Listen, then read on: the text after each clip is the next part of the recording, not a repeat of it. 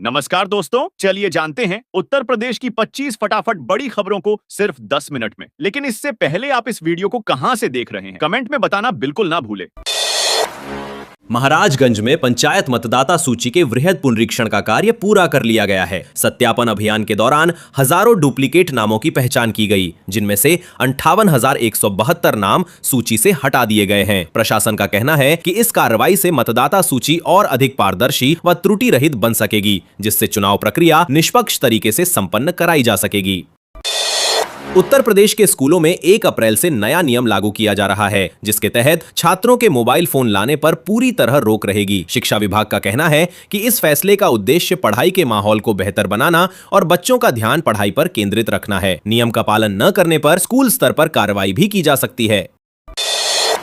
महाराजगंज में प्रधानमंत्री आवास योजना में अनियमितताओं को लेकर बड़ा प्रशासनिक एक्शन लिया गया है। जांच में गड़बड़ी मिलने के बाद सोनवल ग्राम प्रधान के वित्तीय और प्रशासनिक अधिकार सीज कर दिए गए हैं। अधिकारियों का कहना है कि योजना में पारदर्शिता बनाए रखने के लिए दोषियों के खिलाफ सख्त कार्रवाई जारी रहेगी। उत्तर प्रदेश पुलिस की सब इंस्पेक्टर भर्ती परीक्षा का परिणाम जारी कर दिया गया है। इस परीक्षा में कुल 912 अभ्यर्थी सफल घोषित किए गए हैं। चयनित उम्मीदवारों को आगे की प्रक्रिया जैसे दस्तावेज सत्यापन और प्रशिक्षण के लिए बुलाया जाएगा। उत्तर प्रदेश विभाग ने सफल अभ्यर्थियों को बधाई दी है। Indian institute of vegetable research द्वारा विकसित 15 नई सब्जी किस्मों का राज्य स्तरीय विमोचन किया गया है। वैज्ञानिकों का कहना है कि ये नई किस्में न सिर्फ अधिक उत्पादन देंगी, बल्कि पोषण, स्वाद और रोग प्रतिरोधक क्षमता के मामले में भी बेहतर होंगी। इस पहल से किसानों की आय बढ़ाने और उपभोक्ताओं को बेहतर गुणवत्ता की सब्जियां उपलब्ध कराने में मदद मिलने की उम्मीद है। नोएडा इंटरनेशनल एयरपोर्ट को लेकर बड़ी योजना सामने आई है। वर्ष 2040 तक यहां से सालाना 7 करोड़ यात्रियों के आवागमन का लक्ष्य रखा गया है, जिससे यह देश का सबसे बड़ा हवाई अड्डा बन सकता है। इस एयरपोर्ट पर कुल 5 रनवे बनाए जाएंगे, जहां से एक साथ कई विमानों की उड़ान और लैंडिंग संभव होगी, जिससे उत्तर भारत की एयर कनेक्टिविटी को नई गति मिलेगी। वाहन ऋण चुकाने के बाद भी कई वाहन मालिकों को स्मार्ट आरसी में बैंक का नाम हटवाने में परेशानी का सामना करना पड़ रहा है। Ministry of road transport and highways की डिजिटल आरसी व्यवस्था में तकनीकी अड़चनों के कारण हाइपोथेक्शन हटाने की प्रक्रिया धीमी बताई जा रही है। इससे वाहन मालिकों को वाहन बेचने या ट्रांसफर कराने में दिक्कतें आ रही हैं और लोग आरटीओ के चक्कर लगाने को मजबूर हैं।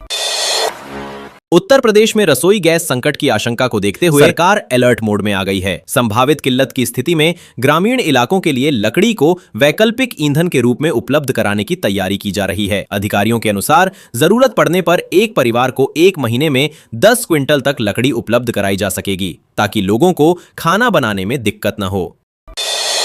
उत्तर प्रदेश में यूरिया की कालाबाजारी का मामला सामने आया है। जिला कृषि अधिकारी ने अंबाला रोड पर कार्रवाई करते हुए एक ट्रैक्टर ट्रॉली से अवैध रूप से ले जाए जा रहे 77 यूरिया के बैग पकड़े। अधिकारियों का कहना है कि खाद की कमी का फायदा उठाकर इसे काले बाजार में बेचा जा रहा था।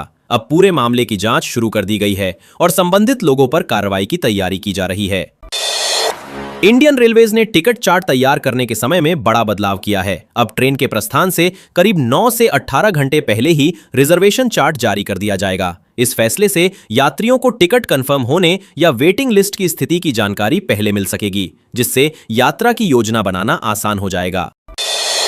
मुरादाबाद के एक होटल में पिछले 5 साल से देह व्यापार का अवैध धंधा चलने का खुलासा हुआ है। पुलिस जांच में सामने आया कि यहां रोज लड़कियों को बुलाया जाता था और ग्राहकों से सौदेबाजी की जाती थी। छापेमारी के बाद कई लोगों को हिरासत में लिया गया है, जबकि होटल मालिक अब भी फरार बताया जा रहा है। पुलिस उसकी तलाश में दबिश दे रही है।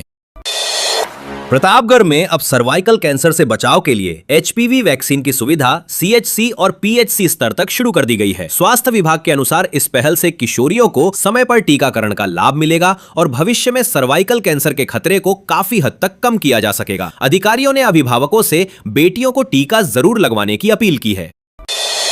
बुलंदशहर के विकास को नई उड़ान देने की तैयारी है। नोएडा इंटरनेशनल एयरपोर्ट के पास करीब 2200 एकड़ में इंडस्ट्रियल कॉरिडोर विकसित किया जाएगा। इस परियोजना से क्षेत्र में बड़े पैमाने पर निवेश और रोजगार के अवसर पैदा होने की उम्मीद है। प्रशासन का कहना है कि एयरपोर्ट और इंडस्ट्रियल कॉरिडोर मिलकर बुलंदशहर को एक प्रमुख आर्थिक हब बना सकते हैं।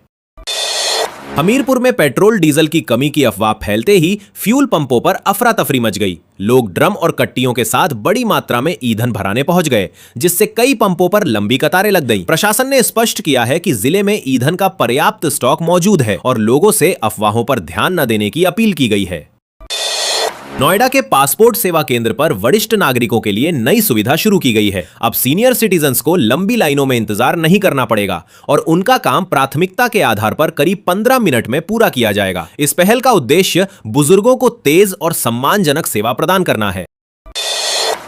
उत्तर प्रदेश में घर और दुकान खरीदने के नियमों में बड़ा बदलाव किया गया है, जिससे खरीदारों को काफी राहत मिलने की उम्मीद है। सरकार द्वारा किए गए संशोधन के बाद रजिस्ट्रेशन और अन्य प्रक्रियाएं पहले के मुकाबले आसान और पारदर्शी हो जाएंगी। अधिकारियों का कहना है कि इस फैसले से रियल एस्टेट लेन देन में तेजी आएगी और आम लोगों के लिए संपत्ति खरीदना सरल होगा। टिकट नगर कम्युनिटी हेल्थ सेंटर में अब स्वास्थ्य सुविधाएं और मजबूत होने जा रही हैं। यहां करीब 50 लाख रुपए की लागत से ब्लॉक पब्लिक हेल्थ यूनिट स्थापित की जाएगी। यूनिट शुरू होने के बाद स्थानीय लोगों को जांच और बुनियादी स्वास्थ्य सेवाओं के लिए जिला अस्पताल नहीं जाना पड़ेगा, जिससे समय और खर्च दोनों की बचत होगी। बलरामपुर जिले के ग्रामीण क्षेत्रों के लिए बड़ी सौगात मिली है। करीब 30 करोड़ 63 लाख रुपए के बजट को मंजूरी दी गई है, जिससे 793 गांवों में विकास कार्य कराए जाएंगे। इस राशि से सड़कों, नालियों, पेयजल और अन्य बुनियादी सुविधाओं को बेहतर बनाया जाएगा, जिससे हजारों ग्रामीणों को सीधा लाभ मिलने की उम्मीद है। उत्तर प्रदेश के एक जिले में नया शॉपिंग कॉम्प्लेक्स बनाने की योजना को मंजूरी दे दी गई है। योगी आदित्यनाथ सरकार ने इस परियोजना के लिए 2 करोड़ 8 लाख रुपए का बजट स्वीकृत किया है। इस कॉम्प्लेक्स के निर्माण से स्थानीय व्यापार को बढ़ावा मिलेगा और क्षेत्र के लोगों को आधुनिक खरीदारी सुविधाएं भी उपलब्ध हो सकेंगी।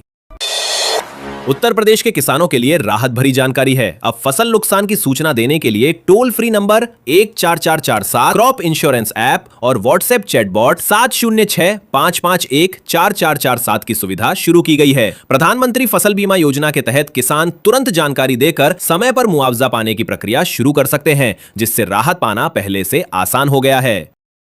उत्तर प्रदेश में बेमौसम बारिश से हुए नुकसान के बाद किसानों को राहत देने की तैयारी शुरू हो गई है। मुख्यमंत्री योगी आदित्यनाथ ने सभी जिलों से फसल क्षति का विस्तृत ब्यौरा मांगा है। सरकार ने स्पष्ट किया है कि पात्र किसानों को मुआवजा सीधे उनके बैंक खातों में ट्रांसफर किया जाएगा, ताकि उन्हें जल्द आर्थिक सहायता मिल सके।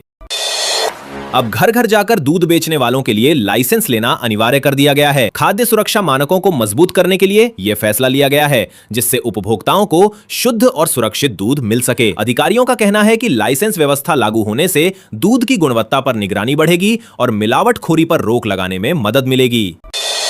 प्रधानमंत्री किसान सम्मान निधि को लेकर बड़ा अपडेट सामने आया है। अप्रैल से उन किसानों के नाम योजना की सूची से हटाए जा सकते हैं जिन्होंने जरूरी दस्तावेज सत्यापन और ई-केवाईसी पूरा नहीं किया है। सरकार ने स्पष्ट किया है कि पात्रता पूरी न करने वाले लाभार्थियों को अगली किस्त का पैसा नहीं मिलेगा, इसलिए किसानों से समय रहते अपनी जानकारी अपडेट कराने की अपील की गई है। मथुरा में साइबर अपराध के खिलाफ पुलिस ने बड़ी कार्रवाई की है। 6 गांवों से जुड़े करीब 100 साइबर ठगों को गिरफ्तार कर जेल भेज दिया गया है। अब उत्तर प्रदेश पुलिस उनके पूरे नेटवर्क कमर तोड़ने के लिए नया एक्शन प्लान तैयार कर रही है, ताकि ऑनलाइन ठगी के मामलों पर पूरी तरह लगाम लगाई जा सके। सीतापुर में बिजली के प्रीपेड स्मार्ट मीटर अब 2G नहीं बल्कि 4G नेटवर्क पर अपग्रेड किए जा रहे हैं। इस बदलाव से मीटर की स्पीड और डेटा ट्रांसमिशन बेहतर होगा और उपभोक्ताओं को बिजली उपयोग में किसी तरह की रुकावट नहीं आएगी। खास बात यह है कि इस अपग्रेड के लिए उपभोक्ताओं से कोई अतिरिक्त शुल्क नहीं लिया जाएगा और यह सिस्टम मोबाइल रिचार्ज की तरह काम करेगा। उत्तर प्रदेश ने उद्योग के क्षेत्र में नया कीर्तिमान स्थापित करते हुए खुद को देश के प्रमुख इंडस्ट्रियल हब के रूप में स्थापित किया है। प्रदेश में अब 96 लाख से अधिक micro, small and medium enterprises इकाइयां सक्रिय हैं, जो रोजगार सृजन और आर्थिक विकास में अहम भूमिका निभा रही हैं। सरकार का कहना है कि निवेश और औद्योगिक नीतियों ने इस उपलब्धि को संभव बनाया है। कैन बेतवा लिंक प्रोजेक्ट के तहत महोबा में करीब 37,000 हेक्टेयर भूमि को सीधे सिंचाई का लाभ मिलेगा। 5,121 करोड़ रुपए की इस परियोजना के लिए जमीन चिन्हित की जा चुकी है। इस योजना से झांसी, बंदा, ललितपुर और महोबा सहित पूरे बुंदेलखंड क्षेत्र में खेती और जल संकट की समस्या को बड़ी राहत मिलने की उम्मीद है। शादी समारोह में उस वक्त हंगामा मच गया जब दुल्हन ने मनपसंद जेवर न मिलने पर ससुराल जाने से साफ इनकार कर दिया। काफी समझाने के बावजूद वो नहीं मानी और आखिरकार बारात को उसके बिना ही लौटना पड़ा। इस घटना के बाद दोनों परिवारों के बीच तनाव का माहौल बन गया और मामला स्थानीय स्तर पर चर्चा का विषय बन गया।